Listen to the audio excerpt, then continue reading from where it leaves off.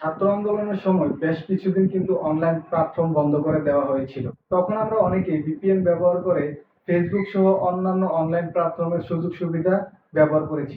ওই সময় আমরা যারা ভিপিএন ব্যবহার করেছি, আমরা সবাই কিন্তু এখন খুব রিস্কের মধ্যে রয়েছি। ভিপিএন কানেক্ট করার সাথে সাথে আমাদের মোবাইলে কিন্তু অনেকগুলো লিঙ্ক কানেক্ট হয়ে যায়। এই লিঙ্কের সাহায্যে কিন্তু আমাদের ব্যক্তিগত তথ্য এবং ফেসবুক এবং অন্যান্য সোশ্যাল মিডিয়ায় কিন্তু হ্যাক করা যায়।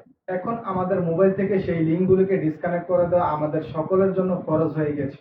কিভাবে আপনারা আপনাদের মোবাইল থেকে সেই লিঙ্কগুলোকে ডিসকানেক্ট করবেন, সেটাই আজকে আমি আপনাদেরকে দেখিয়ে দেব। চাইলে ভিডিওটা শেয়ার করে আপনার টাইমলাইনে রেখে দিতে পারেন, যেন পরবর্তী সময় কাজে আসে।